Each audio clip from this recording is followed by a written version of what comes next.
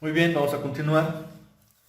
El siguiente es un problema con tres cargas que dicen una carga de 64 microcoulomb está colocada a 30 milímetros a la izquierda de una carga de 16 microcoulomb. ¿Cuál es la fuerza resultante sobre una carga de menos 12 microcoulomb localizada exactamente 50 milímetros debajo de la carga de 16 microcoulomb? Aquí tenemos un diagrama donde está ubicado Q1, Q2, Q3. Antes de seguir, vamos a hacer un pequeño repaso. Es importante tener siempre presente la primera ley de la electrostática. La primera ley de la electrostática nos dice que dos cargas iguales se repelen y que cargas opuestas se atraen. Ya se ha platicado, si se tienen dos cargas iguales, en este caso dos cargas positivas, vamos a tener repulsión. Estas fuerzas se determinan con la ley de Coulomb. Lo mismo sucede si se tienen dos cargas negativas. En algunos ejemplos, en alguna literatura se acostumbra poner el valor numérico negativo dentro de la ecuación. En algunos otros libros, otros autores no lo acostumbran debido a que ese signo puede ocasionar confusión a la hora de realizar una suma vectorial.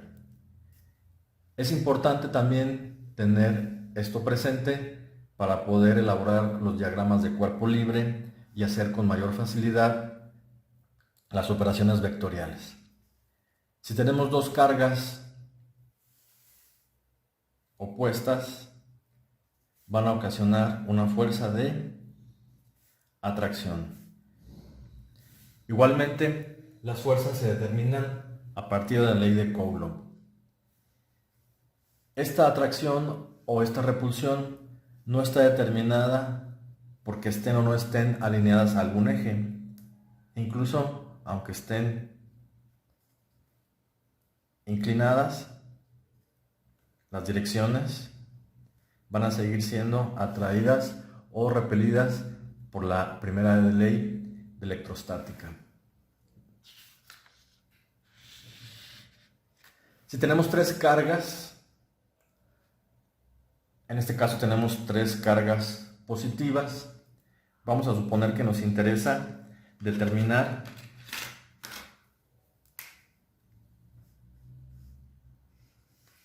la resultante sobre la carga Q3. Analizamos qué relación tienen Q1 con Q3. Son cargas iguales. Entonces vamos a tener una fuerza de repulsión. Q2 con Q3 son del mismo signo. Las dos son positivas.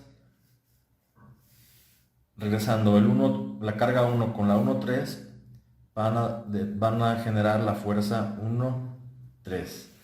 La carga 2 con la carga 3 del mismo modo se repelen y vamos a obtener la fuerza 2,3. Si lo que buscamos es la resultante sobre la Q3, tendríamos que hacer una suma vectorial considerando la posición de la carga 3 como el origen de un sistema de coordenadas. En esta otra situación, vamos a suponer que nos interesa la resultante sobre la carga Q3, sobre la posición de la carga Q3, colocamos el origen de coordenadas y analizamos qué relación tienen con las otras. Q1 con Q3 son dos cargas negativas. En repulsión, F1,3, F1,3. Q2 con Q3 se atraen. Entonces vamos a tener una fuerza de atracción, la F23 con la F23. Necesitamos conocer las distancias, necesitamos conocer los valores de las cargas y con esos valores determinamos el valor de la F23 y obviamente también de la F13. A partir de sus posiciones podemos encontrar los ángulos de inclinación y esto se resuelve con un sistema de vectores. Para un sistema que tenga 4 cargas se procede con la misma lógica. Vamos a suponer que nos interesa conocer la resultante sobre la carga Q2. Vamos a colocar un sistema de coordenadas con origen en el punto Q2 y analizamos. Q1 con Q2 son del mismo signo, entonces vamos a tener una fuerza de repulsión, que sería la fuerza F12, F12. Q2 con Q3 son de signo contrario, entonces se atraen. Este sería F23, F23. Q2 con Q4 son de diferente signo, se atraen. Aquí obtendríamos entonces la F24, F24. Y se tendría que hacer entonces la resultante a partir de este sistema de coordenadas con estos 3 vectores. Vamos a suponer que tenemos estas mismas 4 cargas, pero ahora nos interesa conocer la resultante sobre la carga Q4. Nuevamente vamos a colocar, vamos a iniciar con un sistema de coordenadas cuyo origen coincida con la posición de la carga Q4 y empezamos nuevamente a analizar. ¿Qué relación tiene Q2 con Q4? Son de signos opuestos, entonces generan una fuerza de atracción. Aquí tendríamos la fuerza 2,4 y esta es la fuerza 2,4. ¿Qué relación tienen Q1 con Q4? Son de diferente signo, entonces hay fuerza de atracción. Esta sería la F14 y esta es la F14. Q3 con Q4 son del mismo signo, entonces se repelen. Esta es F43 y F43 o 3,4, es indistinto. Y ahora simplemente, ya que tenemos las distancias, ya que tenemos los ángulos de inclinación, a partir de la ley de Coulomb se determinan estos valores. Aquí es importante utilizar valores absolutos y en lo que sí se van a utilizar los signos negativos o negativos va a ser con las componentes. Por ejemplo, aquí la componente de F14X sería negativa porque apunta hacia la izquierda. En este caso la F14Y sería positiva porque apunta hacia arriba. Si regresamos a la posición anterior, en este caso F12 y F12X tienen el mismo valor hacia la derecha. F24 y F2Y tienen el mismo valor numérico.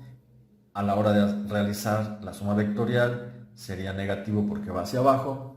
Las componentes de F23X negativa porque va a la izquierda y F23Y negativa porque va hacia abajo. Tenemos un triángulo imaginario que va de 2 a 3. Este lado mide 50 milímetros. Tenemos la distancia que hay de 1 a 2, que vale 30 milímetros. Aquí está mal dibujado, debe ser hasta esta posición. Y en este lado tendríamos la hipotenusa, que corresponde a la distancia R1, 3. La suma de fuerzas dice que tiene que ser sobre la resultante, tiene que ser sobre la carga de menos 12. Entonces analizamos este punto y vemos que 2 con 3 son de signo contrario, entonces se atraen.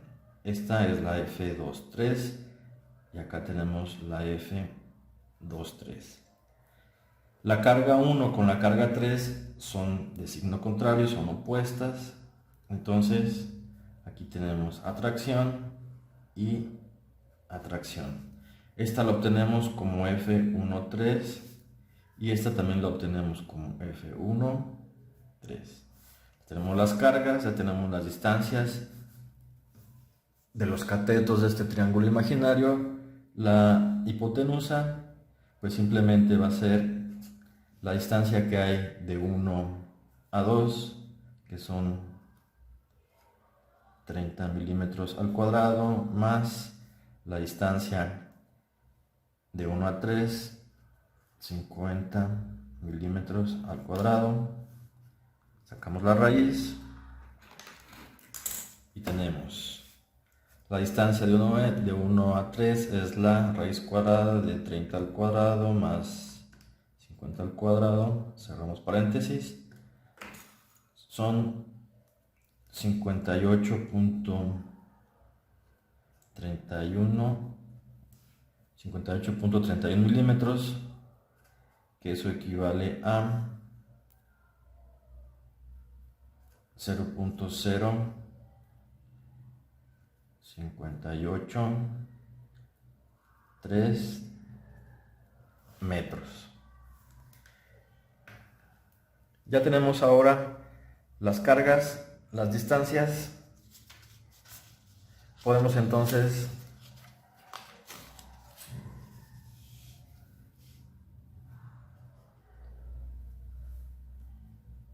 aplicar la ley de Coulomb para obtener nuestras fuerzas. Entonces sabemos que la fuerza de 1 a 3 es igual a la constante por la Q1 por la Q3 entre la distancia 1, 3 al cuadrado. Sustituimos los valores. 9 por 10 a la 9 Newton metro cuadrado sobre Coulomb cuadrado por la Q1, que vale 64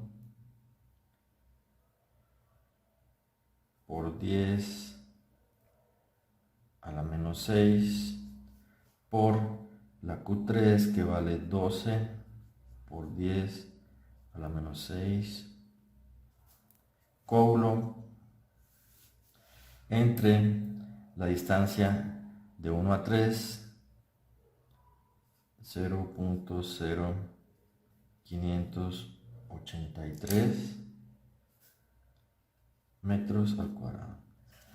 Eso resulta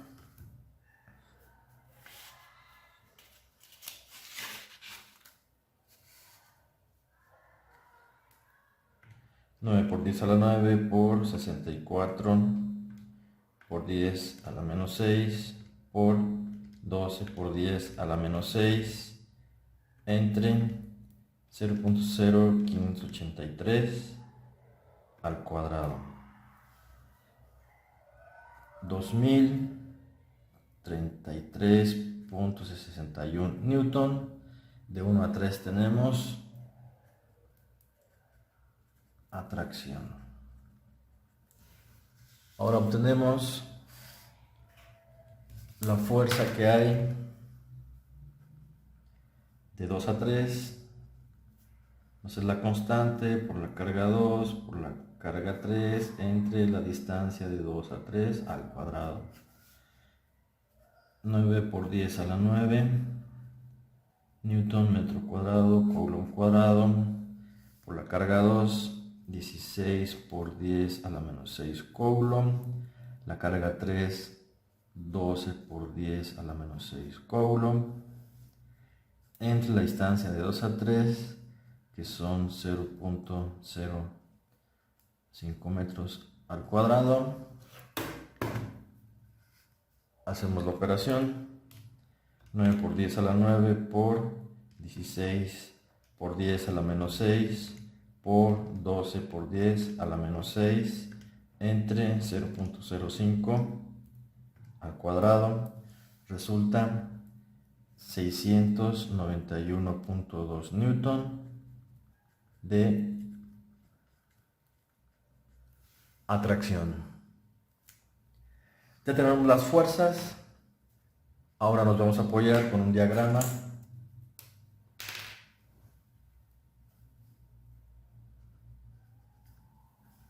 Diagrama de cuerpo libre, donde vamos a representar nuestras fuerzas actuantes con vectores. Este es el eje X, este es el eje Y. Tenemos que F23 actúa en la vertical y la F13 actúa sobre el segundo cuadrante. Vamos a poner aquí que tiene un ángulo de inclinación alfa. Regresamos a nuestro dibujo inicial. Si consideramos que este es el ángulo de inclinación alfa sobre la horizontal, tenemos aquí otro triángulo imaginario que tiene igual 50 milímetros de cateto opuesto y 30 milímetros de cateto adyacente. Aquí podemos tener este triángulo imaginario. Entonces sabemos que el ángulo lo podemos encontrar con la devolución del ángulo, con la devolución de la función tangente, que es el arco tangente. Entonces el ángulo de inclinación alfa va a ser igual al arco tangente del valor absoluto del cateto opuesto, que son,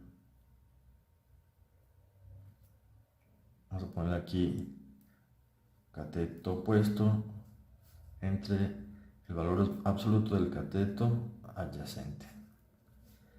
Entonces va a ser arco tangente de 50 milímetros entre 30 milímetros. El ángulo alfa es igual a inverso tangente de 50 entre 30. Resulta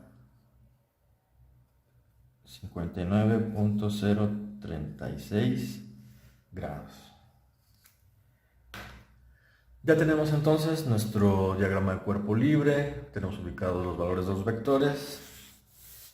Lo que sigue entonces es obtener nuestro valor resultante. Sabemos entonces que la resultante en X es igual a la suma de las fuerzas en X. Aquí tenemos el diagramita. Empezamos a partir del eje de las X en sentido contrario a las manecillas del reloj. Encontramos al vector F23.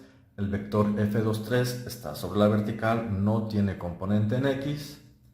Encontramos el vector F13 que está hacia la izquierda y hacia arriba.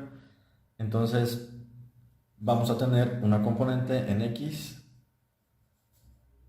Va a ser F13X. Entonces nuestra suma va a ser el F13X de signo negativo porque va a la izquierda. El F13X lo vamos a encontrar multiplicando F13 por el coseno del ángulo alfa. Sustituimos, Rx es igual a 2000 33.6 newton por el coseno de 59.036 grados. Esto nos resulta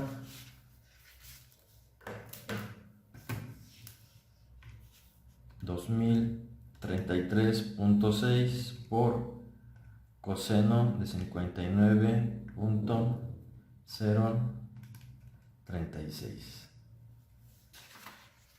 Aquí hay que ponerle el signo negativo porque va hacia la izquierda, menos 1046.29 newton. Como tiene el signo negativo, eso significa que va hacia el lado izquierdo por ser una componente en el eje X. Ahora vamos a obtener la resultante en el eje Y. Va a ser igual a la suma de fuerzas en Y. Nos apoyamos nuevamente del diagrama del cuerpo libre y tenemos que F23 se encuentra sobre el eje Y. Entonces F23 y F23Y es equivalente, es lo mismo. Vamos a poner aquí F23, ya sabemos entonces que no tiene componente, lo dejamos con signo positivo porque va hacia arriba. Y después F13 encontramos que apunta hacia arriba y esta componente punteada va a ser F13Y, positiva también porque va hacia arriba. Entonces ponemos F23 más F13Y.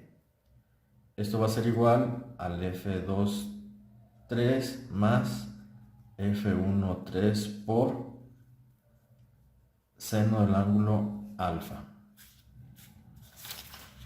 Sabemos entonces que hay que sustituir.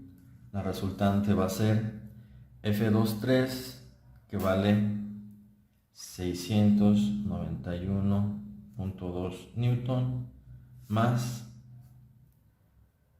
F13, que son 2033.61 newton por seno del ángulo alfa, que vale 59.036 grados. Entonces evaluamos 691.2 más 2033.61 por el seno de 59.036. Eso resulta 2435.0 newtons. Lo dejamos positivo porque va hacia arriba. Entonces la resultante va a ser igual a la rx cuadrada más la ry al cuadrado. A esa suma le sacamos raíz y obtenemos que menos 1046.29 newton al cuadrado más 2435 newton al cuadrado raíz.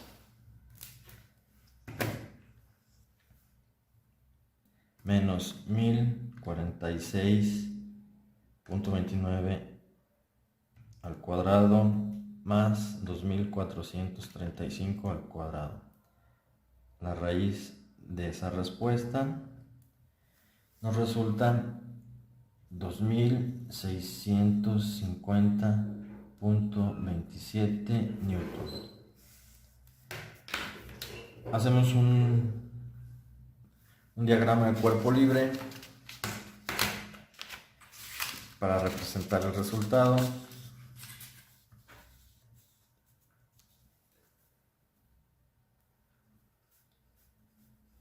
El eje de las Y, el eje de las X. Tenemos que la Rx son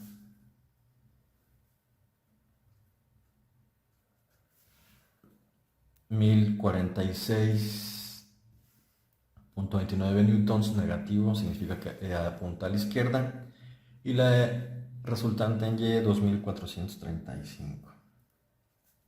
Esta sería la RY. Entonces la resultante estaría en el segundo cuadrante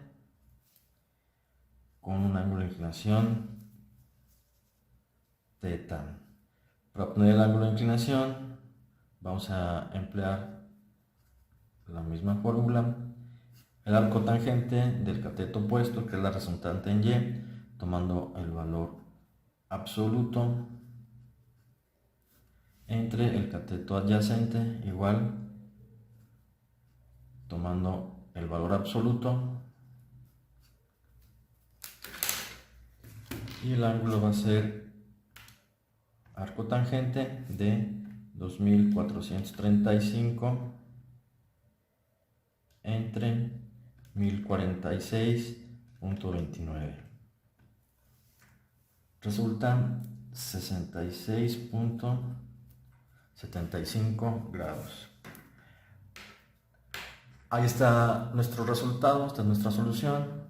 La resultante es igual a 2650.27 newtons con un ángulo de 66.75 grados, midiendo a partir de la horizontal, o como se acostumbra en algunos libros, podemos obtener el ángulo desde el origen. También lo podemos encontrar como 113.25 grados, pero se recomienda que se dibuje un diagrama de cuerpo libre en donde se encuentre las componentes, la resultante, el ángulo de inclinación, para tener una mayor referencia.